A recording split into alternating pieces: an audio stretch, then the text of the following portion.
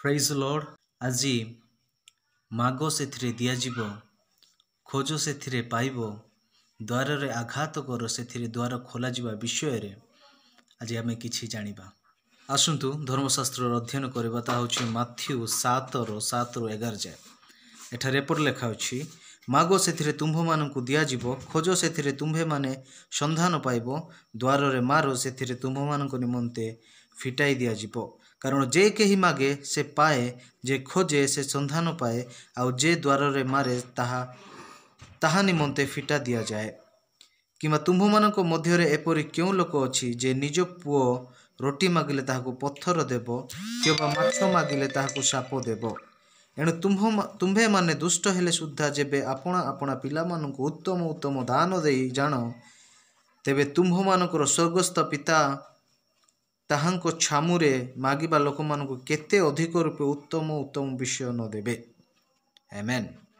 ପ୍ରଭୁ ଯୀଶୁ ଖ୍ରୀଷ୍ଟ 3 ଥର ପ୍ରାର୍ଥନା ବିଷୟରେ ପର୍ବତ ଉପଦେଶରେ କହିଛନ୍ତି, ଏବଂ ଆମେ ଯେଉଁ ବାକ୍ୟ ପଢ଼ିଲେ ତାହା ହେଉଛି 3 ନମ୍ବର। ଏହି ବାକ୍ୟ ଦ୍ୱାରା ଆମେ ପ୍ରାର୍ଥନା କରିବାକୁ ଆଗ୍ରହ ହେବା ଏବଂ କି ଭାବରେ ପ୍ରାର୍ଥନା କରିବା ତାହା ଏହି ବାକ୍ୟ ଦ୍ୱାରା ଆମେ ଜାଣିପାରିବା। ଆସନ୍ତୁ ବାକ୍ୟ ଆଡ଼କୁ ଯିବା। ଲେଖା ଅଛି ମାଥ୍ୟୁ 7:7, ମାଗ ସେଥିରେ ତୁମ୍ଭମାନଙ୍କୁ ଦିଆଯିବ, ଖୋଜ ସେଥିରେ ତୁମ୍ଭେମାନେ ସନ୍ଧାନ ପାଇବ, ଦ୍ୱାରରେ ମାର ସେଥିରେ ତୁମ୍ଭମାନଙ୍କ ନିମନ୍ତେ ଫିଟା ଦିଆଯିବ। ପ୍ରେଜ୍ ଲର୍ଡ। ପରମେଶ୍ୱର ଆମକୁ ପ୍ରାର୍ଥନା କରିବାକୁ ଆଦେଶ ଦେଇଅଛନ୍ତି। ତାହାକୁ ବୁଝିବାକୁ ହେଲେ ଆମକୁ 2ଟି ବିଷୟରେ ଧ୍ୟାନ ଦେବାକୁ ହେବ। ଗୋଟିଏ ପ୍ରାର୍ଥନାର ଅଧିକାର ଏବଂ ଦ୍ୱିତୀୟଟି ହେଉଛି ପ୍ରାର୍ଥନାର ପ୍ରାଥମିକତା। ପ୍ରାର୍ଥନାର ଅଧିକାର ମାନେ ଆମେ ଯେତେବେଳେ ମାଗୁ, ଆମେ ଯେତେବେଳେ ଖୋଜୁ, ଆମେ ଯେତେବେଳେ ଦ୍ୱାରରେ ଆଘାତ କରୁ, ଆମେ ଯାହା ବି କରୁ, ଯଦି ପରମେଶ୍ୱର ସେଇଠି ସାମିଲ ଥାନ୍ତି, ତାହା ଅଧିକାର ନଥିବା ଲୋକ କେବେ କରିପାରିବ ନାହିଁ। ସେହିପରି ଆମକୁ ଯେ ଅଧିକାର ଦିଆଯାଇଛି, ତେଣୁ ଆମେ ପରମେଶ୍ୱର ଯେଉଁଠି ସାମିଲ ଅଛି ସେଇଠି ଆମେ ମାଗିପାରୁଛୁ, ଆମେ କହିପାରୁଛୁ, ଆମେ ଖୋଜି ପାରୁଛୁ, ଆମେ ଦ୍ୱାରରେ ଆଘାତ କରିପାରୁଛୁ। ତାହା ଗୋଟେ ଅଧିକାର ଏବଂ ତାହା ଗୋଟେ ବଡ଼ ସୁଯୋଗ ମଧ୍ୟ। ଆଉ ବଡ଼ ବିଷୟଟି ହେଲା, ପ୍ରଭୁ ଆମମାନଙ୍କର ପ୍ରାର୍ଥନା ଶୁଣୁଛନ୍ତି ବା ଶୁଣିବାକୁ ଚାହୁଁଛନ୍ତି। ତାହା ଗୋଟିଏ ଅଧିକାର। ଆମେ ଯେଉଁ ଅଧିକାର ପାଇଛୁ, ତେଣୁ ପ୍ରଭୁଙ୍କ ଠାରେ ଆମେ ଅଧିକାର ପାଇଛୁ, ତେଣୁ ପ୍ରଭୁ ଆମର ପ୍ରାର୍ଥନା ଶୁଣୁଛନ୍ତି ବା ଶୁଣିବାକୁ ଚାହୁଁଛନ୍ତି। ଏହା ଗୋଟେ ଅଧିକାର ଏବଂ ଏହା ଗୋଟେ ବଡ଼ ସୁଯୋଗ। ଦ୍ୱିତୀୟ ବିଷୟଟି ହେଲା ପ୍ରାର୍ଥନାର ପ୍ରାଥମିକତା। ସର୍ବପ୍ରଥମେ ଆମେ ପ୍ରାର୍ଥନାକୁ ପ୍ରଥମ ସ୍ଥାନ ଦେବା ଦରକାର। କିଛି ଏକ୍ସଟ୍ରା ପାଇବା ପାଇଁ କିଛି ଏକ୍ସଟ୍ରା କାର୍ଯ୍ୟ କରିବା ପ୍ରାର୍ଥନା ନୁହେଁ। କି ଶ୍ରେଣୀରେ ପାସ୍ କରିବାକୁ ହେଲେ କେବେ ଉପସ୍ଥିତି ହେବା ଭଳି ପ୍ରାର୍ଥନା ନୁହେଁ। ପ୍ରାର୍ଥନା ହେଉଛି ଆମମାନଙ୍କ ଜୀବନର ଆସାଇନମେଣ୍ଟ, ନିୟମିତ ଆସାଇନମେଣ୍ଟ, ଯାହାକୁ ଆମେ କରିବା ଉଚିତ ବା କର୍ତ୍ତବ୍ୟ, ଯାହାକୁ ପ୍ରତିଦିନ ଆମେ କରିବା କର୍ତ୍ତବ୍ୟ। ଆଉ ପ୍ରାର୍ଥନା ଏତେ ଜରୁରୀ ଯେ ପ୍ରାର୍ଥନା ନ କରିବା ହେଉଛି ଅବାଧ୍ୟତା। ଯେ ପ୍ରାର୍ଥନା ନ କରେ ତାକୁ ପରମେଶ୍ୱର ଅବାଧ୍ୟତା ସନ୍ତାନ ବୋଲି କହନ୍ତି। ତେଣୁ ପ୍ରାର୍ଥନା ନିହାତି ଜରୁରୀ। ପ୍ରାର୍ଥନାକୁ ସବୁଠୁ ଉଚ୍ଚ ସ୍ଥାନରେ ରଖିବାକୁ ପଡ଼ିବ। ଆମକୁ ପ୍ରଥମ ସ୍ଥାନ ପ୍ରାର୍ଥନାକୁ ଦେବାକୁ ପଡ଼ିବ। ପରମେଶ୍ୱର ପ୍ରାର୍ଥନାର ମହତ୍ଵ ବିଷୟରେ ନିର୍ଦ୍ଦେଶ ଦିଅନ୍ତି। ତାହା ଖାଲି ନୁହେଁ, ପରମେଶ୍ୱର ପ୍ରାର୍ଥନାର ବିଶେଷତା ଗୁଡ଼ିକ ବିଷୟରେ କୁହନ୍ତି, ଯାହାକି ପ୍ରାର୍ଥନାରେ ଥିବା ନିହାତି ଜରୁରୀ ବା ଦରକାର। ପରମେଶ୍ୱର ଆମକୁ କୁହନ୍ତି ଭାବରେ ଆମେ ପ୍ରାର୍ଥନା କରିବା ତାହା ଶିକ୍ଷା ଦିଅନ୍ତି, ଏବଂ କେବଳ ପ୍ରାର୍ଥନା କରିବା ତାହା ମଧ୍ୟ ସେ ଆମକୁ ଦେଖାନ୍ତି ବା ଶିକ୍ଷା ଦିଅନ୍ତି। ଆମେ କିପରି ପ୍ରାର୍ଥନା କରିବା ଉଚିତ ତାହାର ବିଶେଷତା ଗୁଡ଼ିକ ଧ୍ୟାନ ଦିଅନ୍ତୁ। ଆମେ ଯେତେବେଳେ ପରମେଶ୍ୱରଙ୍କୁ ମାଗୁ, ନମ୍ର ଭାବରେ ମାଗିବା ଦରକାର ବା ନମ୍ର ଭାବରେ ପ୍ରାର୍ଥନା କରିବା ଦରକାର। ଆମେ ଯେତେବେଳେ ପରମେଶ୍ୱରଙ୍କ ଠାରେ ମାଗୁ, ଆମେ ନିର୍ଭରଶୀଳ ହେଇଯାଉ। ଆମେ ପରମେଶ୍ୱରଙ୍କ ଠାରେ ନିର୍ଭର କରୁ। ଆଉ ପରମେଶ୍ୱରଙ୍କ ଠାରେ ମାଗିବାକୁ ହେଲେ ଆମକୁ ଭିକାରୀ ପରି ହେବାକୁ ପଡ଼ିବ, ବା ଭିକାରୀ ପରି ପରମେଶ୍ୱରଙ୍କ ନିକଟକୁ ଆସିବାକୁ ପଡ଼ିବ। ଆଉ ଯେତେବେଳେ ଆମେ ପରମେଶ୍ୱରଙ୍କୁ ଖୋଜୁ ତ ଆମରି ଅନ୍ତର ସହିତ ଆନ୍ତରିକତା ସହିତ ପରମେଶ୍ୱରଙ୍କୁ ଖୋଜିବା ଦରକାର। ଆନ୍ତରିକତା ସହିତ ପରମେଶ୍ୱରଙ୍କ ଠାରେ ପ୍ରାର୍ଥନା କରିବା ଦରକାର। ଖୋଜିବାର ଅର୍ଥ ହେଉଛି କିଛିର ଅନୁସନ୍ଧାନ କରିବା ବା କିଛି ବିଷୟ ଦେଖିବା। ଆମେ ଆନ୍ତରିକତା ସହିତ ଖୋଜିବା ଦ୍ୱାରା ଆମର ପ୍ରୟାସ ଏବଂ ଶକ୍ତି ଅନ୍ତର୍ଭୁକ୍ତ ହୋଇଥାଏ। ପ୍ରାର୍ଥନା ଗୋଟେ ଏକ୍ସରସାଇଜ ପରି ନୁହେଁ କି ଯେମିତି କହିବେ ବା ଯେମିତି ମୋସନ ଚାଲିବ, ଯେମିତି ଗତି ଚାଲିବ ସେପରି କରିବା ନାହିଁ। ଯଦି ଆମେ ଅନ୍ତର ଦ୍ୱାରା ଆମର ମନ ଦ୍ୱାରା ଆମେ ଯଦି ପ୍ରାର୍ଥନା କରୁନୁ, ତେବେ ପ୍ରଭୁ ଆମକୁ ଯେ ଉତ୍ତର ଆନ୍ତରିକତା ଦ୍ୱାରା ଯେ ଉତ୍ତର ଦେବେ ତାହା ଆମେ ଆଶା କରିବା ଭୁଲ। ଯେପରି ଲେଖା ହେଉଛି ଯାକୁବ 5:16 ଅତଏବ ପରସ୍ପର ନିକଟରେ ଆପଣ ଆପଣାର ପାପ ସ୍ୱୀକାର କର, ପୁଣି ସୁସ୍ଥ ହେବା ନିମନ୍ତେ ପରସ୍ପର ପାଇଁ ପ୍ରାର୍ଥନା କର। ଧାର୍ମିକ ବ୍ୟକ୍ତିର ପ୍ରାର୍ଥନା ଅନେକ କାର୍ଯ୍ୟ ସାଧନ କରିପାରେ। ତ ପ୍ରାର୍ଥନା କଲେ ସମସ୍ତ ବିଷୟ ପୂର୍ଣ୍ଣ ହେବ। ଦ୍ୱାରରେ ଆଘାତ କରିବାର ଅର୍ଥ ହେଉଛି ବିଶ୍ୱାସରେ ପ୍ରାର୍ଥନା କରିବା।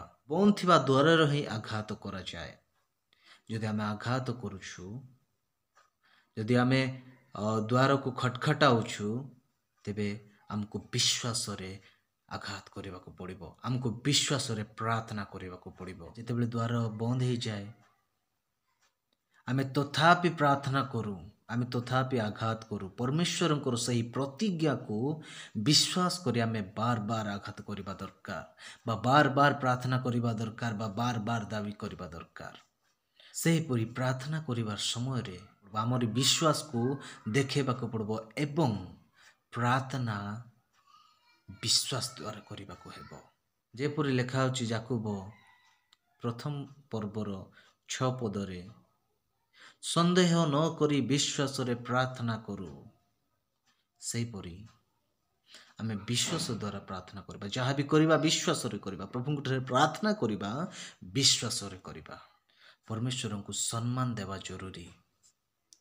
ସମ୍ମାନ ଦେଇ ପରମେଶ୍ୱରଙ୍କ ଠାରେ ପ୍ରାର୍ଥନା କରିବା ଜରୁରୀ। ଆମେ ପରମେଶ୍ୱରଙ୍କ ଠାରେ ପ୍ରାର୍ଥନା କରୁ, ଅତି ସମ୍ମାନରେ ପ୍ରାର୍ଥନା କରିବା ଦରକାର। କାରଣ ଆମେ କୌଣସି ମଣିଷ ଠାରେ ଆମେ ପ୍ରାର୍ଥନା କରୁନୁ।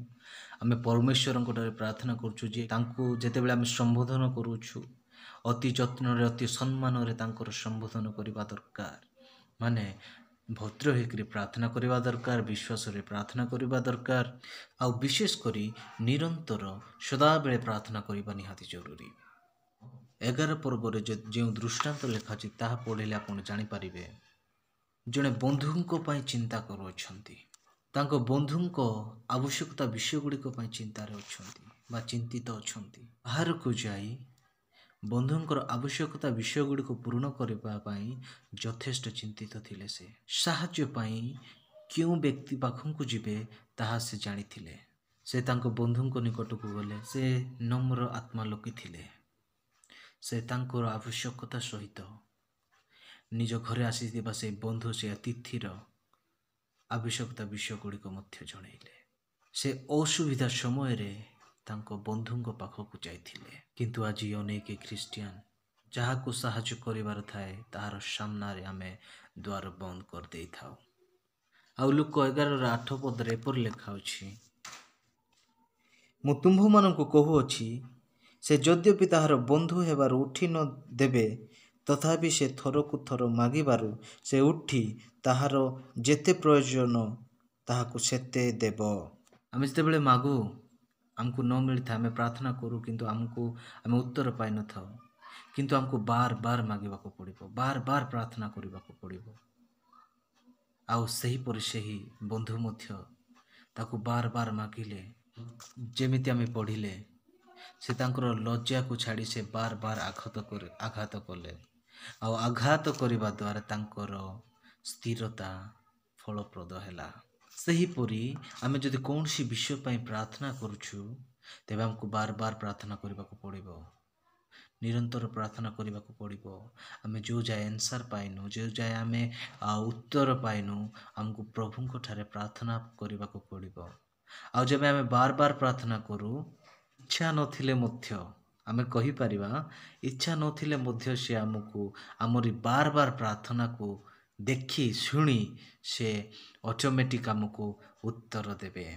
ଆମେନ୍। ମାଥ୍ୟୁ 7:8-11 ପ୍ରାର୍ଥନା କରିବାକୁ ନିର୍ଦ୍ଦେଶ ଦିଆଯାଇଛି। ଏଠାରେ ପ୍ରାର୍ଥନା ପାଇଁ ପ୍ରତିଜ୍ଞା ଅନ୍ତର୍ଭୁକ୍ତ ହୋଇଛି। ପ୍ରାର୍ଥନା କରିବା ଏକ ବଡ଼ ଉତ୍ସାହର ବିଷୟ। ଓ ଏଇଠି ଆମେ ଦେଖିଲେ ଯିଏ ପ୍ରାର୍ଥନା କରେ, ଯିଏ ପ୍ରଭୁଙ୍କ ଠାରେ ପ୍ରାର୍ଥନା କରେ, ଯେ ବିଶ୍ୱାସରେ ପ୍ରାର୍ଥନା କରେ, ବିଶ୍ୱାସ ଦ୍ୱାରା ପ୍ରଭୁଙ୍କ ଠାରେ ପ୍ରାର୍ଥନା କରେ, ଯେ ନିରନ୍ତର ପ୍ରାର୍ଥନା କରେ, ଯେ ବାର ବାର ପ୍ରାର୍ଥନା କରେ, ତାକୁ ପ୍ରଭୁ ଭଲ ବିଷୟ ଦିଅନ୍ତି। ସେଥିପାଇଁ ଲେଖା ଅଛି, ମାଗ ସେଥିରେ ଦିଆଯିବ, ଖୋଜ ସେଥିରେ ପାଇବ, ଦ୍ୱାରରେ ଆଘାତ କର ସେଥିରେ ଦ୍ୱାର ଖୋଲାଯିବ। ଆଉ ବିଶେଷ କରି ଏହି ବାକ୍ୟରେ ଆମେ ପ୍ରଭୁଙ୍କର ଉଦାରତା ଏବଂ ପ୍ରଭୁଙ୍କର ମହାନତା ବିଷୟରେ ଜାଣିଲେ। ଏବଂ ପ୍ରାର୍ଥନା କରିବାରେ ସୁଧାର ଆଣନ୍ତୁ ଏବଂ ପ୍ରାର୍ଥନା କରନ୍ତୁ, ବାର ବାର ପ୍ରାର୍ଥନା କରନ୍ତୁ। ଆମେନ୍। ମୁଁ ଆଶା କରୁଛି ଆପଣମାନେ ସମସ୍ତେ ଏହି ଛୋଟ ବାକ୍ୟକୁ ବୁଝିପାରିଥିବେ। ପ୍ରେଜ୍ ଲର୍ଡ। ଏହି ଛୋଟ ବାକ୍ୟ ପାଇଁ ସମସ୍ତଙ୍କୁ ଏବଂ ପ୍ରଭୁଙ୍କୁ ଧନ୍ୟବାଦ।